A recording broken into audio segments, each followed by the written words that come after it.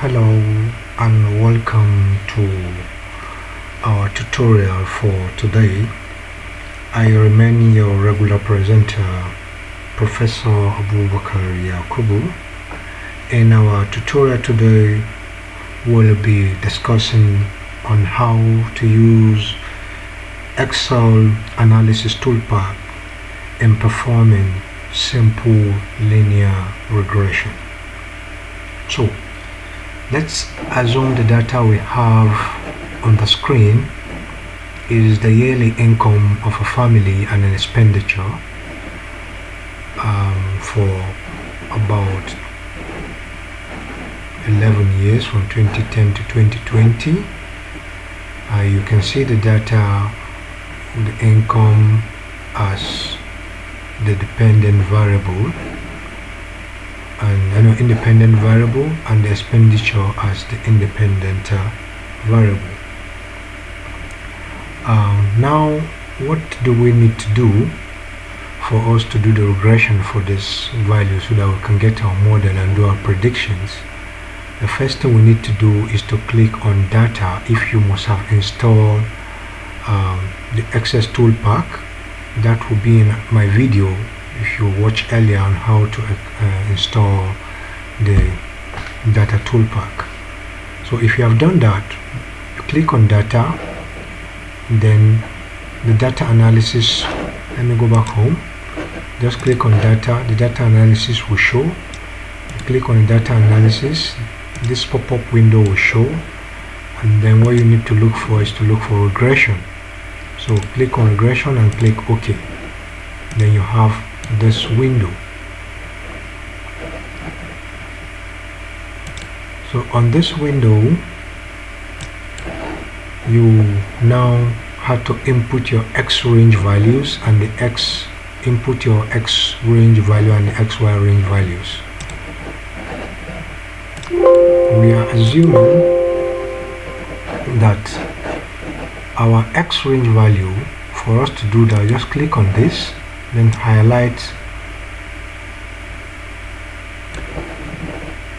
the data on the y-axis and accept. Repeat the same for the X range value. Click this, then highlight that. I'm going to repeat the process again because or let's just leave it that way. You see, in the next column there are check boxes for label, constant is 0, confidence level. Because when I was highlighting, I didn't highlight the label, I wouldn't click labels. But if I have highlighted the label, I'm going to click label for easy identification. I think let us take that again so that I can click in the labels for easy identification. So I'll start all over again. I want to click for the Y range, so I'm starting from the label, and that's okay. I'm going to repeat the same for the X range. I'm starting from the label,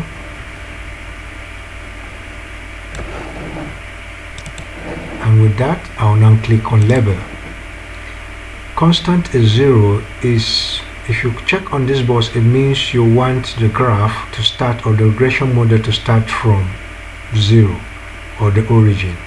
And for regression analysis we need the intercept. For that reason we don't need to check this. By default, the confidence level for this calculation or regression is at 95%, so this is okay, we don't check it. If you want the result of this calculation to be placed somewhere on this graph, you check on this box and put the output range where you want it. If you want it to be on a new worksheet, you just click on this. But if you want it to be on a new workbook, then you click on this. For me, it should be on a new worksheet, on this sheet we are working on, and I call that results. Since I have results already, I can call this result 1 because I have results somewhere, so I call this result 1. There are residuals here, which normally I click all the residuals because it gives you detailed results of what you are doing. So after clicking the residuals, and then click OK. You see, this is the results. The results are out. You see the income residual plots, different plots. what you do. This is results of what we have got. Summary of output. Let us make it bold so that we see better. Got home, format, and then auto fit. So this is our results for what we have plotted. So the interesting part of this result, you see, this is the regression statistics which Excel, the ToolPak, has done for us. You see the income, predicted income values, the intercept, the multiple R value. So let us start with the summary output where the regression statistics are. So the multiple R is simply the correlation coefficient for this between the two variables, dependent and the independent variable, and the result shows a value of 0.97, which is very high. Normally, when we have a strong relationship between the two values, if the value is 1, and we have a weak relationship if the value is -1, and then no relationship at all if the value is 0. So in this case, we have a very strong relationship between the dependent and independent value because the value is almost equals to 1. For the R-square value, this we call the coefficient of determination. For the coefficient of determination, is showing us a 0.96, also telling us that there's a good correlation still between the two variables. For the adjusted R-squared, and for these two variables with 0.96, for you to compute, this simply means 96% of the independent variables depends on the dependent variable. So what happens with the expenditure depends on the outcome of the income of the family. So there is a strong relationship that is saying that the income, 90% of this model is predicting that the income determines what happens with the expenditure. Adjusted R-square value is simply number of independent variables, just about the number of independent variables, and why the standard error is $6,393. So you see, compared to the value of the income, this is a very small number. If you look at the income, the minimum income for the family per year is about $60,000, and the standard error is about $6,293. So it's a very small number compared to the minimum income value.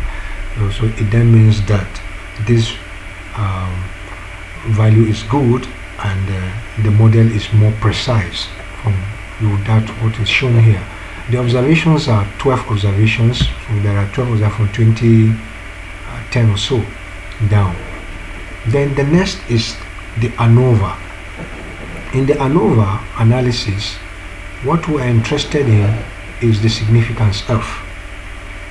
The significance F determines the p-value of the research or the work itself. So what does that tell us?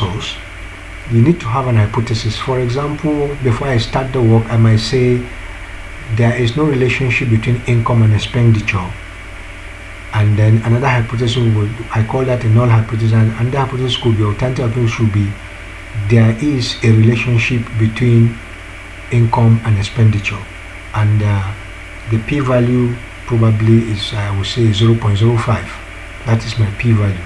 So after the calculation, you find out that the value that has been obtained is lesser than 0.05. So the null hypothesis is rejected, while the other alternative hypothesis is accepted because there is a relationship between income and the expenditure. A strong relationship exists between them. On the next table, the important thing on the next table is the intercept, which is now the line of best fit, and then the income, predicted income, and then the slope. So if you look at it this way, you see the intercept is 7,909.08803, while 0.70739500 is now the slope or the model that has been predicted. based on that, you can now do your calculation to predict. Remember that for the line of best fit, we have an equation that says y equals to ms plus c, where m is the dependent variable, x is the slope, c is the intercept, so we can be able to determine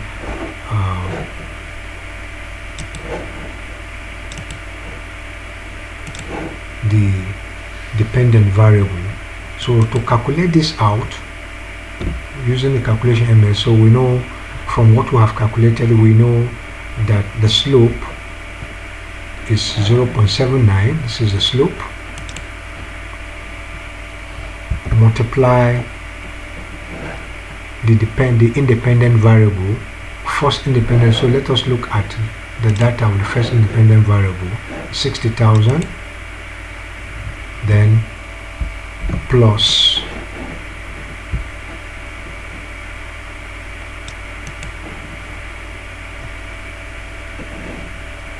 the intercept c.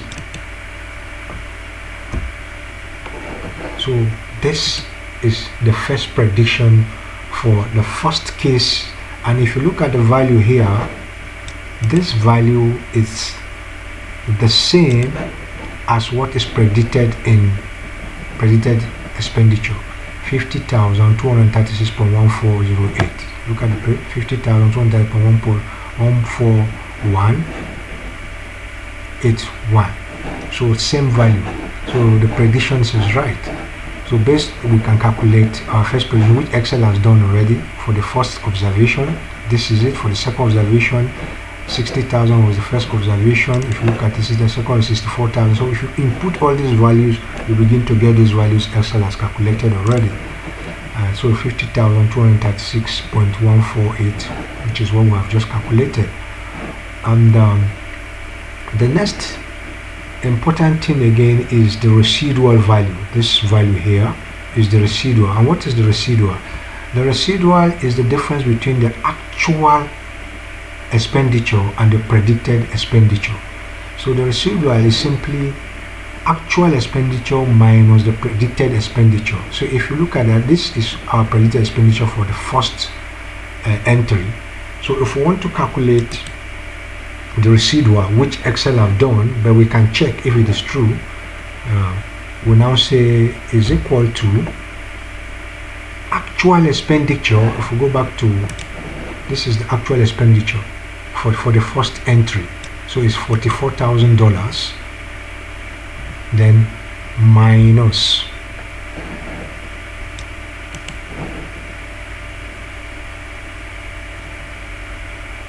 predicted expenditure. So it gives you a value of 6,200 minus a negative, a value of negative $6,236. So let us check what Excel has done for us. See the value as the same, minus $6,236. So it means the calculation is right. It's easy to do that, very easy, and the calculations is easy for you to calculate residual values. So if you do that for all the 12 entries, you will get the same. You get the values for the predicted expenditure using the line of best fit equation, y equals ms plus c. You get your residual values by calculating actual expenditure and the predicted expenditure. You get this value. Then for the standard residuals, for the standard residual value that has been calculated, what you'll be looking at for is values that are greater than 3, plus or minus 3, and then we call those values outliers. So those outliers, you see, if you can have any if you have outliers, it means your model has an issue. But when we are looking at this result, there are no outliers because no results here. The whole values here are within minus 3 and plus 3. So our result is good. So based on what we have calculated, it means we have done a very good model calculating that there is a strong relationship between income of a family and the expenditure of the family. So with this, you can be able to calculate regression for a single line regression. I hope this video will guide you further to do either multiple regressions. Thank you very much for paying attention to our video. Subscribe to our video for more knowledge distribution. Bye bye.